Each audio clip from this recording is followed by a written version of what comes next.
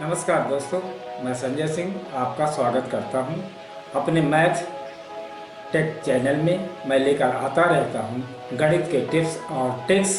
यदि आप मेरे चैनल में नए हैं तो सब्सक्राइब करें और पास वाली बेल आइकॉन पर क्लिक करें ताकि मेरे आने वाली वीडियो का सबसे पहले देखने के लिए नोटिफिकेशन आपको मिले। चलो अब हम देर न करते हुए वीडियो शुरू करते हैं।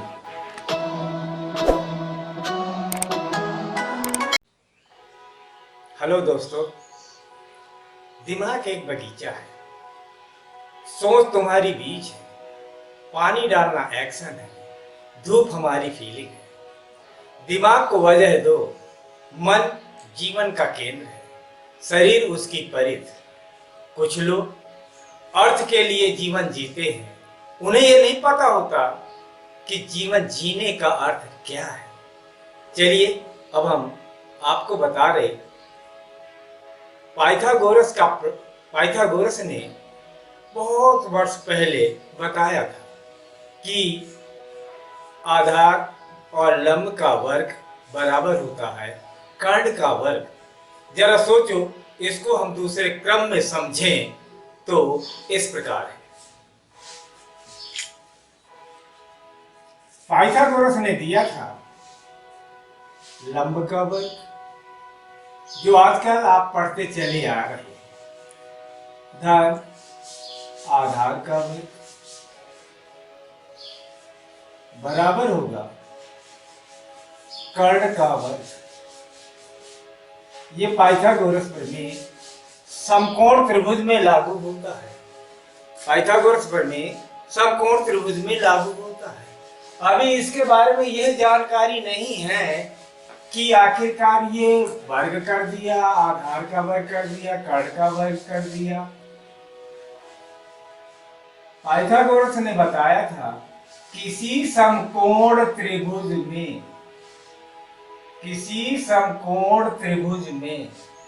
कर्ण पर बना वर्ग, ये हम कर्ण पर वर्ग बनाएंगे। शेष दोनों भुजाओं पर, एक भुजा ये है, शेष दोनों भुजाओं पर बने वर्ग। अब हम तीनों भुजाओं पर वर्ग बना दिए। कर्ण पर बनाया वर्ग, यह है कर्ण, क्योंकि यह है 90 अंश, तो 90 के सामने कर्ण होता है। ये हुआ आधार और ये हुआ। सोचो, कर्ण पर बना वर्ग, वर्ग बनाएंगे। ये वर्ग का मतलब ये नहीं है कि यहाँ 2 लिख दिया, वर्ग का मतलब 2 नहीं। कर्ण पर बना वर्ग यानी वर्ग बनाएंगे, आधार पर बना वर्ग यानी वर्ग बनाएंगे, और लंब पर बना वर्ग, इनका क्षेत्रफल, इसका क्षेत्रफल होगा, कर्ण का क्षेत्रफल होगा कर्ण गुणे कर्ण, कर्ण गुणे कर्ण, क्योंकि वर्ग का क्षेत्रफल होता है भुजा गुणे भुजा। इसी तरह आधार का, इस वर्ग का क्षेत्रफल क्या होगा, आधार गुणे आधार, आधार गुणे आधार। ये क्षेत्रफल के बारे में बताया था, ये क्षेत्रफल बराबर होगा घन। अब इसका क्षेत्रफल क्या होगा, लंब गुणे लंब, लंब गुणे लंब।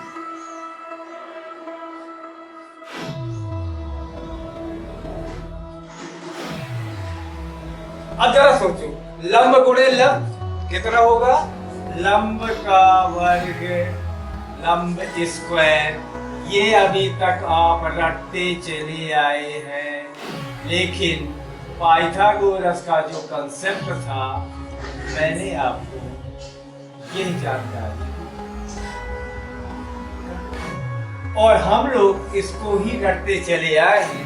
आज से ये अपने दिमाग में चित्र बना लिया जाए कि कर्ण पर बना वर्ग, शेष दोनों भुजाएं दोनों भुजाएं कौन कौन सी हैं? लंब और आधार। इन पर वर्ग बना का क्षेत्रफल जो होगा, इसका क्षेत्रफल इसके क्षेत्रफल के योग के बराबर होगा। नेक्स्ट, अब इसके आगे हम दूसरा पॉइंट बताने जा रहे हैं। पता है दोस्तों, क्या आपको पता है दोस्तों कि लंब का वर्ग धन आधार का वर्ग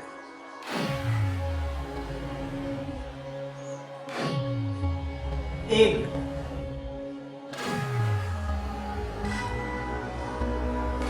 बराबर किसके होता है?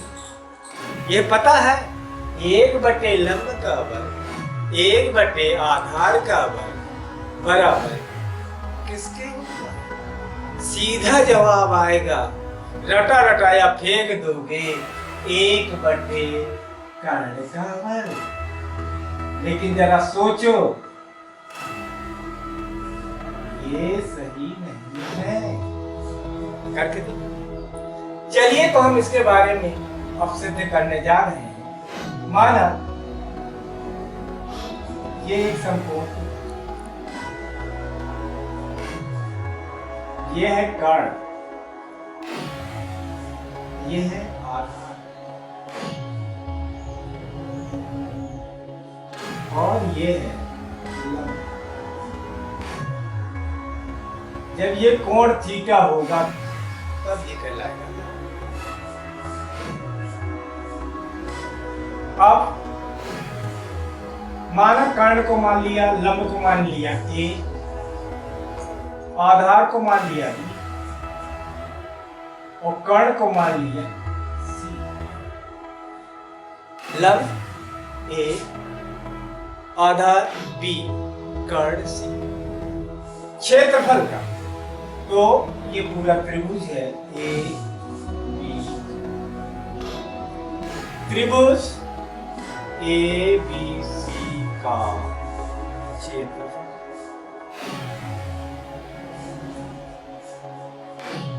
त्रिभुज का क्षेत्रफल होता है आधार गुणे ऊंचाई बटे 2। आधार गुणे ऊंचाई बटे 2। आधार क्या है इसका? बी,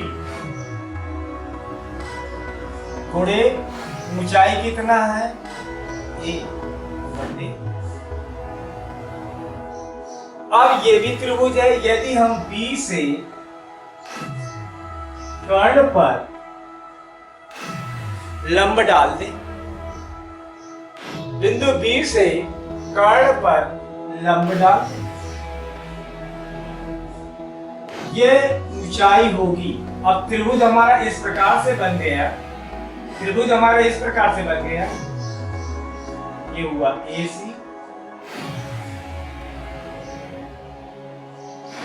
और ये है 90 डिग्री। AC यानी ये है B और ये हो गया ऊंचाई H। AB कितना था हमारा? A यानी ये है लंब।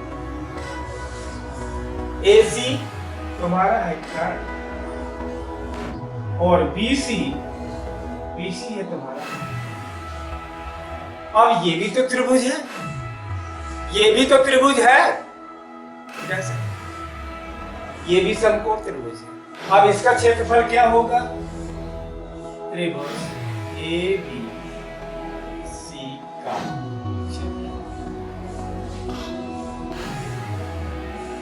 आधार इसका कितना है? C और ऊंचाई कितना है? H बटे। ये क्षेत्रफल ये कितना है? B गुणे A बटे 2 और इसका क्षेत्रफल आया C गुणे H बटे 2। क्योंकि क्षेत्रफल ABC का है, ये भी ABC का है, तो ये दोनों बराबर है। तो हम लिख सकते हैं कि AB बटे 2 बराबर होगा CH बटे 2। CH बटे 2, AB बटे 2, CH बटे 2। दो हम काट देंगे तो होगा AB बराबर CH। AB बराबर CH, तो यहां से C का मान आएगा AB बटे H। C इक्वल टू होगा AB बटे X। वी नो दैट, हम जानते हैं पाइथागोरस प्रमेय से, अभी बताया पाइथागोरस प्रमेय से, लंब का वर्ग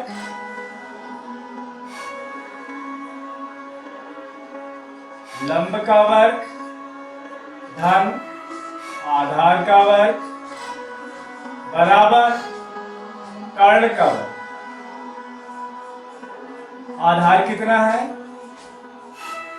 लंब कितना है, ए स्क्वायर धन B square equal to C square. अब हम ये सी की वैल्यू यहां पुट कर दें, सी की वैल्यू पुट कर दें, तो सी की वैल्यू पुट करने से आएगा हमारा ए वर्ग धन बी वर्ग बराबर, सी की जगह में लिख देंगे ए बटे बी अपॉन एच का, इसको लिख सकते हैं ए वर्ग धन बी वर्ग बराबर होगा ए वर्ग धन बी वर्ग बटे एच वर्ग। यदि हम दोनों ओर ए वर्ग बी वर्ग से भाग दे दें, तो दोनों ओर ए वर्ग बी वर्ग से भाग देंगे तो ये आएगा ए वर्ग बटे ए वर्ग बी वर्ग धन बी वर्ग बटे ए वर्ग धन ए वर्ग बी वर्ग बराबर होगा ए वर्ग बी वर्ग बटे एच वर्ग इंटू ए वर्ग बी वर्ग। ये कटा, यहां से b और b से कटा 1 आया, a से a कटा 1 आया, तो ये हो गया 1 अपॉन बी स्क्वायर धन 1 अपॉन a स्क्वायर बराबर होगा 1 अपॉन एच स्क्वायर। अतः हम कह सकते हैं कि 1 बटे b 1 बटे a वर्ग 1 बटे b वर्ग 1 बटे a वर्ग बराबर 1 बटे h वर्ग। मतलब b की वैल्यू क्या है, a की वैल्यू क्या है, यहां रख दो 1 बटे लंब का वर्ग धन 1 बटे b का मान क्या है, आधार का वर्ग, पहले हमने मान लिया था, बराबर होगा 1 बटे h का वर्ग मतलब ऊंचाई का वर्ग। और ये ऊंचाई क्या होगी, जो कर्ण से समकोण से कर्ण पर डाला गया लंब, एक ये होगा 1 बटे ऊंचाई का वर्ग।